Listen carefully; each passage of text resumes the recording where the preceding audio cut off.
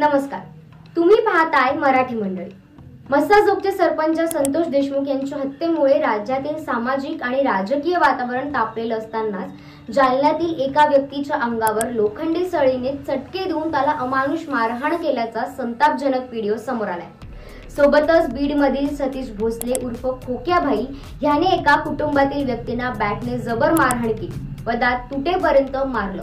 तो व्हिडिओ देखील समोर आला। असे रोज नवनवीन खुलासे व घटना समोर येत असताना आता सरपंच संतोष देशमुख हत्या प्रकरणात पार्ट 2 सुरू झालाय, असा दावा संतोष देशमुख यांचे बंधू धनंजय देशमुख यांनी केलाय। संतोष देशमुख खून प्रकरण अथवा खंडणी प्रकरणात धनंजय मुंडे यांचा कसलाही सहभाग नाही, असं मुख्यमंत्री देवेंद्र फडणवीस म्हणाले होते। तसं काही असतं तर सीआयडीच्या तपासामध्ये पुढे आलं असतं, मलाही तसं काही वाटत नाही, असं फडणवीस बोलले होते। मात्र मयत संतोष देशमुख यांचे भाऊ धनंजय देशमुख यांनी आपल्याकडे पुरावे आहेत आणि ते घेऊन मुख्यमंत्र्यांची भेट घेणार असल्याचं म्हटलंय।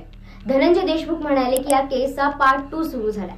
पहिल्या दिवशी मुख्य आरोपी छाती ठोकून सांगत होता की आरोपींना फाशी द्या आणि स्वतःला वाचवण्याचा प्रयत्न करत होता।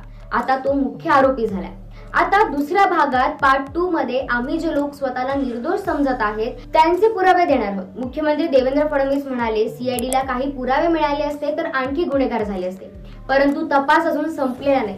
पुरवणी चार्जशीट दाखल होणं बाकी आहे। षडयंत्र करणारे सगळे लोक आरोपी आहेत हे त्यांनाही माहिती आहे आणि समाजालाही माहिती आहे, परंतु अजून कागदावर आलेलं नाही। त्यामुळे मंत्रिपदापासून मुक्त झालेले धनंजय मुंडे या प्रकरणात अडकतील का, असा प्रश्न अनेकांच्या मनात आहे।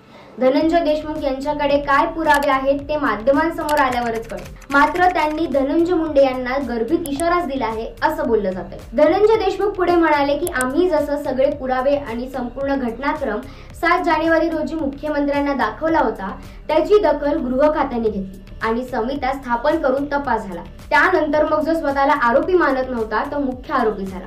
या दुसऱ्या भागातही आमच्याकडचे पुरावे आहेत, ते ऑफिशियली आहेत, अधिकृत आहेत। ते सगळे पुरावे आम्ही समाजाला आणि मुख्यमंत्री साहेबांना दाखवून देणार आहे। जे म्हणतायत आम्ही गुन्हेगार नाही, त्यांच्याबद्दलचे पुरावे आहेत। जे गुन्हेगार आता बाहेर आहेत ते प्रमुख भूमिकेत येतीलच, याचा आम्हाला विश्वास आहे। या घटनेचा दुसरा भाग सुरू झालाय। फरार आरोपी जेव्हा सापडेल तोही भरपूर गोष्टी समोर आणेल।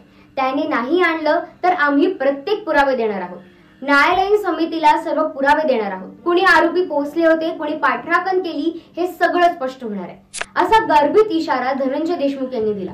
त्यामुळे मंत्रिपदापासून मुक्त झालेले धनंजय मुंडे या प्रकरणात अडकतील का, हाच प्रश्न आहे। यावर तुम्हाला काय वाटतं, तुमचं मत नक्की कमेंट करा। आकाशचे आकाशात अडकणार का? आणि चॅनलवर नवीन असाल तर सबस्क्राईब नक्की करा।